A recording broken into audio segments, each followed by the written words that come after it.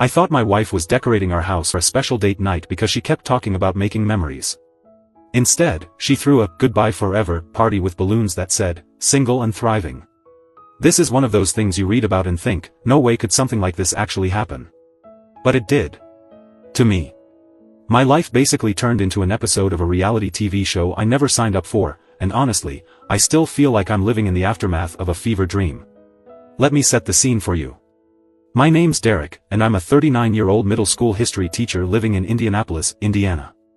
I've been married to Mallory for 10 years. Well, was married. Mallory and I met through mutual friends at a college football game, and from the start, she was the kind of person who could light up a room. She was bubbly, always smiling, and had this way of making you feel like you were the most important person in the world. Over the years, I thought we had a good marriage. Nothing perfect, sure, we had our arguments, mostly about her spontaneous tendencies versus my more laid-back nature. But I always assumed we were happy. Comfortable. Safe. And maybe that was the problem. A few months ago, Mallory started acting a little different. At first, it was subtle. She was on her phone more, laughing at texts and then quickly locking the screen when I walked by. She started going to girls' nights more frequently, which was fine, she's always had a big circle of friends. But then she started throwing around phrases like, I need to focus on myself more, and, it's time to start living intentionally. Now, I'm not the type to jump to conclusions. I figured it was just one of those phases where people reevaluate things and try to make improvements. She was watching a lot of motivational YouTube videos and reading self-help books about unlocking potential and embracing new opportunities. Honestly, I thought it was kind of cute. She seemed excited about something, so I supported her. But then came the weird part. One evening, I came home from work and found Mallory sitting on the living room floor surrounded by craft supplies. She had balloons, streamers, glitter glue, and what looked like about 50 mini bottles of champagne. I stared at the mess for a second before asking, what's all this for? She glanced up at me, smiled, and said, oh, just getting ready for something fun. You'll see soon enough. I raised an eyebrow. Is this for us? Her smile faltered, just for a second, but then she quickly recovered. Of course. You'll love it, trust me. That should have been my first clue, but I didn't push. Mallory was the type to love surprises, and honestly, I assumed she was planning something romantic for our anniversary or maybe a belated birthday thing. The next day, she told me she needed me out of the house for most of the weekend. I need time to set everything up, she said. And you're not allowed to peek. No exceptions. I thought it was a little strange, but I went along with it. Anything you need me to do to help? I asked. Nope, she said, a little too quickly. Just, show up at 7 p.m. on Saturday. That's all I need from you. I shrugged and figured, hey, maybe she's planning something special. Who doesn't love a little effort in a relationship, right? But over the next couple of days, things got even weirder. On Thursday, I overheard her talking on the phone in the kitchen. She didn't hear me come in, so I caught bits and pieces of her conversation. Yeah, it's finally happening, she was saying. I can't believe I waited this long. I cleared my throat to let her know I was there, and she jumped like she'd been caught doing something she shouldn't. Who were you talking to? I asked. Just Sarah, she said casually. Sarah was one of her closest friends, so I didn't think much of it. We're just planning, a little surprise. Don't worry about it. Again, I let it go. In hindsight, I was an idiot. By the time Saturday rolled around, I was genuinely curious about what Mallory had planned. She was running around the house all morning, cleaning, decorating, and barking orders at me to stay out of the way. When I left the house around noon, she gave me a big hug and said, "You're going to love this, Derek. Trust me, it's going to be unforgettable." Something about the way she said it made my stomach twist. Her tone was light, but her eyes, they looked almost sad. I brushed it off, chalking it up to nerves. I spent the day running errands, grabbing lunch, and trying to kill time. Around 6:30 p.m., I stopped by a florist and picked up a bouquet of roses. I figured if she was going all out to plan something special for us, the least I could do was show up with flowers. When I pulled into the driveway at exactly 7 p.m., the first thing I noticed was the music. It was loud, bass-heavy, and definitely not the kind of playlist Mallory would choose for a romantic date night. I could hear it thumping from inside the house, and I hesitated for a second, wondering if I was at the right address.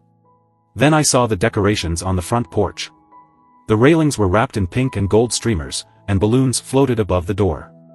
But these weren't ordinary balloons. They said things like, freedom, new beginnings, and the one that hit me like a punch to the gut, single and thriving. I froze. My brain couldn't process what I was seeing. This wasn't a romantic surprise. This wasn't for us. I opened the door and stepped inside, and that's when the full horror of the situation hit me. The house was packed with people, her friends, co-workers, even the neighbor from 2 doors down who I'd barely spoken to. There were trays of food, bottles of champagne, and a giant banner hanging over the fireplace that said, "Goodbye forever, Mallory." Mallory stood in the center of the living room, holding a glass of champagne and wearing a sparkly dress I didn't recognize. She looked like she was on top of the world. Behind her, someone had set up a photo booth with props like feather boas and signs that said, "Hot Girl Era," and "Living My Best Life." The music cut off the second I walked in, and everyone turned to look at me. The room went dead silent, except for the sound of someone awkwardly setting their drink down on a table. Mallory's face lit up in a way that made my stomach churn. "Derek," she said, walking toward me with that same fake smile she'd been wearing all week. "You're just in time." I stood frozen in the doorway, trying to make sense of what I was seeing. It was like stepping into a parallel universe where I was the only one who didn't know the rules. Mallory's big surprise wasn't for me. It wasn't for us. This was a goodbye party, and I was the uninvited guest crashing the celebration. "What is this?" I finally managed to ask. My voice came out shaky, and I hated how small I sounded in that moment. Mallory laughed, like I'd just told the funniest joke in the world. "It's my goodbye forever party," she said, gesturing around the room. "You like it?" I stared at her, my heart pounding. "Goodbye, what? What are you talking about?" Her smile faltered for a second, but then she downed the rest of her champagne like it was liquid courage and said, "Derek, I've been trying to find the right way to tell you this. I'm leaving. For good. I need to start over, focus on myself, and, well, this is my way of making it official." I felt the air leave my lungs. "You're leaving me?" I asked, my voice barely above a whisper. The room was still deathly quiet, but a few of her friends exchanged awkward glances. Someone coughed. "Derek," Mallory said, her tone softening as if that would make this any better. "This isn't about you. It's about me. I've been feeling stuck for a long time, and I can't do this anymore." "This?" I repeated. "You mean our marriage? The last 10 years of our lives?" She sighed like I was being difficult. "Yes, Derek. Our marriage.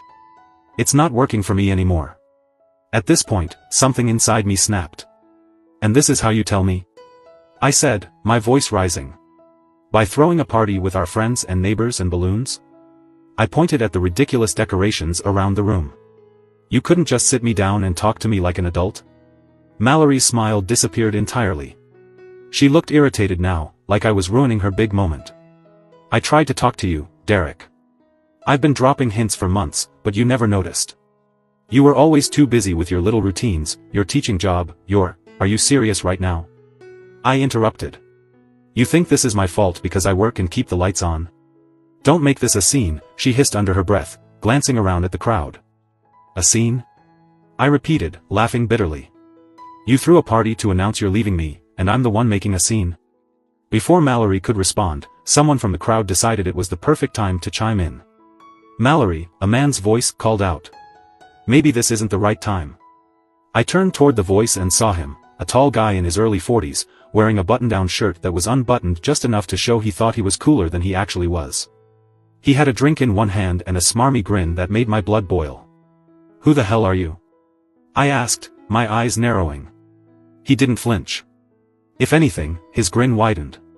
"I'm Scott," he said casually, like we were old pals. "Mallory's friend." "Friend," I repeated. "Right. Let me guess, you've been helping her focus on herself, huh?" Mallory stepped between us, holding up her hands.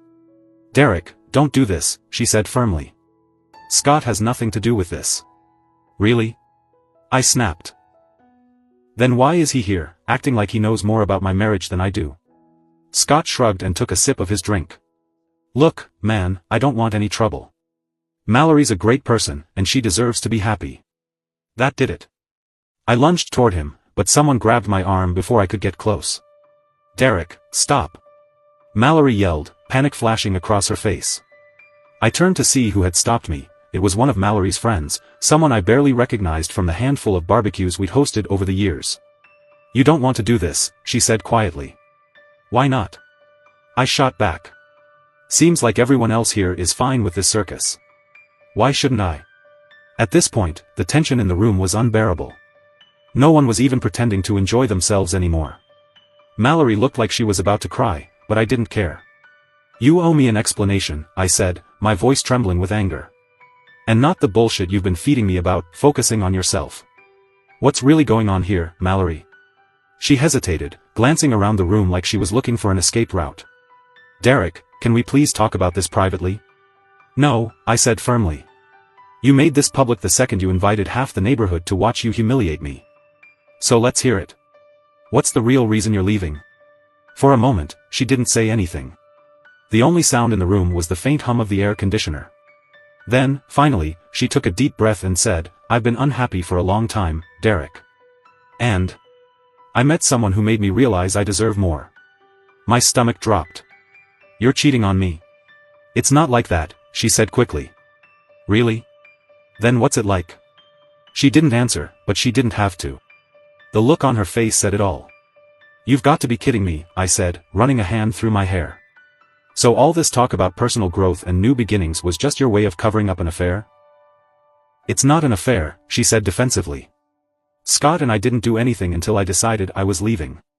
"Oh, well, that makes it so much better," I said, my voice dripping with sarcasm. At this point, the crowd started shifting uncomfortably. Some people were whispering to each other, and a few had already slipped out the door, clearly not wanting to be part of whatever this was turning into. One of Mallory's closer friends stepped forward, looking guilty. "Mallory, maybe this wasn't the best idea," she said softly. "You think?" I shot back. "Derek, I'm sorry," Mallory's friend said, turning to me. "I didn't know she was going to do it like this. If I had, I never would have come." "Great. Glad to know you draw the line at public humiliation but not infidelity," I said bitterly. Mallory stood there, staring at me with her mouth slightly open, like she was trying to come up with something to say that would make this better. But nothing could fix this. Not the balloons, not the champagne, and definitely not the smug guy standing in the corner sipping his drink. I took a deep breath, trying to steady myself. The weight of her betrayal hit me hard. 10 years of marriage, and this is how it ended? With her throwing a party to announce my replacement? I glanced around the room, locking eyes with a few of her so-called friends, who quickly looked away.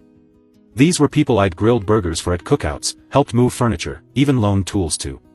And now they were standing here, watching my life fall apart like it was free entertainment. I wasn't about to let Mallory, or anyone else, walk away from this unscathed. I turned to Mallory, my voice calm but cold. "You know what? You can have this party. You can have your new beginning. But you better believe you're not walking away from this without consequences." Her confident smile wavered. "What's that supposed to mean?" "You'll see," I said simply.